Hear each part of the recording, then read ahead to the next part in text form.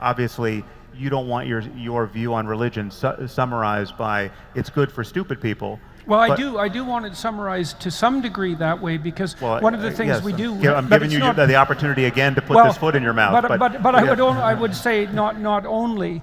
I mean, the thing is that we're all stupid, and some of us are far stupider than others. But we're not. But we're not that stupid. I mean, but there's another problem, Sam. I think, and this is obviously a contentious one. And one of the things I don't go to church, but there is one thing I admire about the church, and that is that it's managed to serve as a repository for these fundamental underlying fictions for 2 millennia. And that's really something bloody unbelievable. I mean, the great, what would you say? It is bloody unbelievable. Well, look, Sam, everything's soaked in blood. We have no disagreement about that, but the secular alternatives that we produced in the 20th century were certainly no less blood-sodden, and they produced nothing of any productivity whatsoever. We need not do it now, but we have to put to bed that secular canard. What would you do? Well, it's just not so that Stalinism was the product of secularism or atheism, and nor were well, it was fascism. a product. It wasn't an inevitable product or the product. It wasn't. And please, anyone who has this meme in your head, please just allow the next sentences I speak to just push it out, because I'm so sick of hearing this. This idea that the greatest crimes of the 20th century were somehow the product of atheism. Right. When you look at what actually engineered these atrocities, it was something that looked very much like a religion. It was a religion in every way apart from an explicit commitment to otherworldliness. It was based on that's a big difference. Dogmatism through and through. It was based on personality cults that grew up around figures like Stalin and Hitler and Mao. It was not the ideas of Bertrand Russell and David Hume that brought us to the Gulag or to Auschwitz. Yes, but then you can't say it's the thought of Jesus Christ either. I mean, well, no, it's true. No, I can say that. I can say it was the thought of St. Augustine, and I can say it was the thought of St. Thomas Aquinas explicitly that gave us the Inquisition. This is a fact. Can I make a suggestion? Yeah. I mean, this is a general one as well as one for tonight, but the whole discussion, I mean, I said the other night in Dublin that to a great extent, when the history books are written about the period we're living in, they'll probably be described as the post-Holocaust period in history, the post-World War II era in Europe. It's still going on. So we're still going through this, trying to work out what happened. And I have to say, one thing that I, at any rate, am equally tired of is the claim that this has got to be a tennis game between the religious and the non-religious. That people say that the 20th century's crimes were committed by atheists. Sometimes true, often wrong. Or that the 20th century's crimes were committed by people who were religious. Sometimes true, often wrong. No, but you're not observing a crucial distinction here, because I would never be tempted to hold religion accountable for the bad things that religious people do that have no connection to religion. Right? So if a Muslim robs a liquor store, I'm not going to blame Islam for that. Right? There's no doctrine. Not then. There's no doctrine. Especially not then. There's no doctrine that makes sense of that behavior. What I blame religion for, and likewise, there's no doctrine in the mere loss of religion, i.e. atheism, that gets you the Gulag. Well, right? hang on. Well, there is. No, there's not. There's not. But let me just flesh out this point for one more second.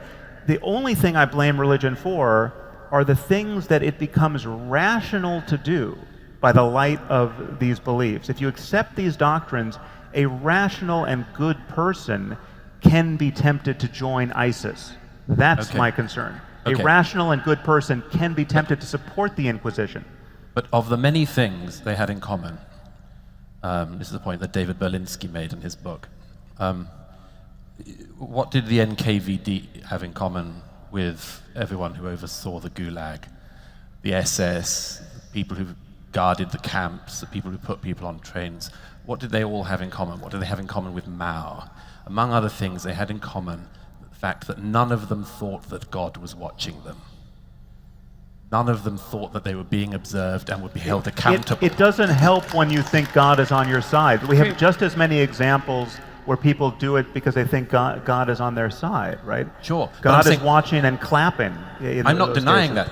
I'm saying that the attempt to make this a tennis match over the 20th century is a mistake. We're still trying to work out what caused it. Religion had a role, atheism had a role.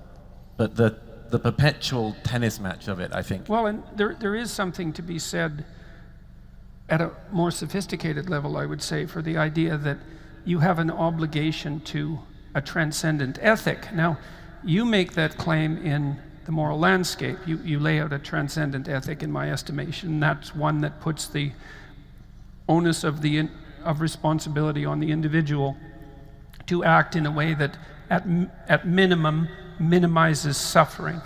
And you think of that as a statement of fact, that that's the proper way of being, and I think about it as an axiomatic statement of faith, and that's one of our differences. But I have been very careful in my analysis of the relationship between the idea of sovereignty and the idea of religious belief. And one of the things that I have worked out, I think, partly from reading such people as Eliade and Jung, was that there is an emergent idea of sovereignty that does involve being accountable to a God. And here's how I would justify that. And I would think about this essentially from a practical and biological perspective, independent of any metaphysical reality that it might have. So the ancient Mesopotamians, for example, believed that their emperor was the incarnation or the representative of a god named Marduk. And that actually bestowed certain ethical responsibilities on the ruler. And so the ruler had to be a good Marduk in order to be a sovereign, to be regarded as sovereign. He had to be the embodiment of these divine principles. And it took the Mesopotamians a very, very long period of time, perhaps several tens of thousands of years. They weren't Mesopotamian during that whole time, obviously, to work out what those principles of sovereignty should be. And the Mesopotamians encoded this in their fictions, in their religious fictions, making essentially the proposition that the proper ruler had to have eyes all the way around his head, because that was one of the attributes of Marduk. So he was someone who was genuinely paying attention, who was capable of coming into voluntary contact with the great chaotic substructure of being and cutting it into pieces and making the habitable world, and also speaking words that were truthful, that had the power, the magic power of truth. And the ruler had to act that out if he was going to be the sort of ruler that his people weren't entitled to slay and sacrifice. And then once a year at the New Year's festival, he would go outside the city, the walled city, and he would act out his role of Marduk. And the priest would humiliate him and ask him to confess all the ways that he hadn't been a good Marduk, so that he could remember that he had a responsibility to undertake to embody this relationship with these divine principles. And the thing that's so important about this, that's so absolutely crucially important, is that it established the principle that even if you were at the top of a hierarchy, you weren't absolute. There was something above you that you were subordinate to. And one of the extraordinarily useful ideas about the abstraction of even God as a personified spirit, let's say, is that it allows every leader to be subordinate to something that's beyond him. Now, that doesn't mean it can't be misused, but it's a very, very, very important idea. Yeah, except you can get there the other way around. You can realize that even if you're at the top of the hierarchy, you are radically dependent on everyone else. The tip of the pyramid. But everybody at the tip of a hierarchy doesn't believe that. Sometimes they believe that they can do whatever the hell they want. Yeah, but I'm saying if you're going to believe something that's compatible with rationality globally and has the least conceivable downside, I would put in that place not a superstitious attachment to a notion of an invisible friend or punisher who's above you. I would put in its place the totally defensible and palpably true fact that you could be the king of the world, and you are dependent on everyone around you to eat, to not be murdered by them. I mean, you are. I mean, it's amazing how precarious even a a totalitarian regime is. I mean, the amazing thing is that these last at all, because in many cases it would just take 50 people to act in unison to kill the tyrant, right? But it never happens because you just have a first mover problem. Everyone is afraid to be the first person shot. But it is a genuine mystery that these systems even perpetuate themselves. And when they unravel, when you see, you know, Gaddafi being murdered in a crowd, you realize, wow, it really is just a matter of the restraint and fear of human beings keeping any of these things together. A benign, if you wanted a hierarchy where you had a kind of benign philosopher king pulling the reins of a society, I'm not saying we do, but even there, you could have an ethical one. You could have one where, and a non-superstitious one where someone recognized, hey, this is how we're doing it, but we are radically, at the top of this hierarchy, am radically dependent on being surrounded by as many happy people as possible. Well, look, I mean, I don't, in some profound sense, I don't disagree with that. We're actually, you know, I mean, this sounds like a fiction, but we're living with this problem, and we encounter this more and more when you talk, you know, in Silicon Valley, as you and I occasionally do, and I'm sure you do as well, where you meet people who are fantastically wealthy, who seem uncannily detached at the detached at the fact that there's this growing chasm between them and those they know and the rest of humanity, and one begins to wonder, what level of wealth inequality will everyone find alarming?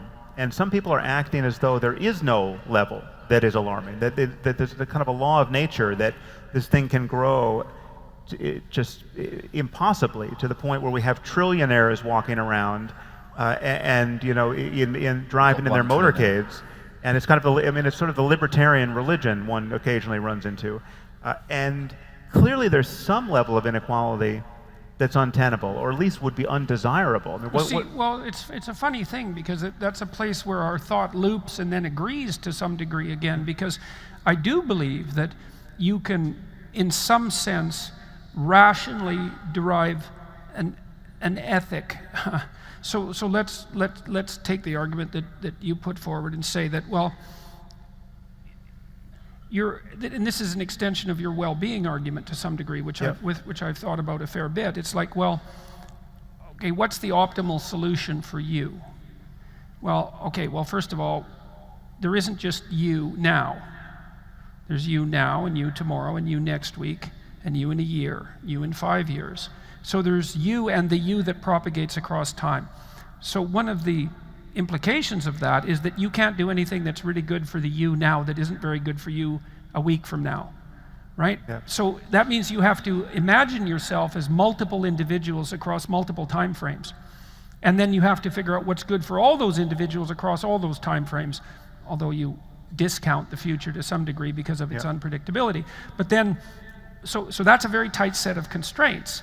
And you might say, well, a rational person would calculate what was optimal across all those multiple time frames. Then you do the same thing with other people, which is the point you just made. Well, it isn't just you, because who's you? There's you and your family. And most people are in a situation where they would regard damage to their family as perhaps even worse than damage to them. So whatever they are obviously encapsulates their family, and then to some degree that flows off into the community.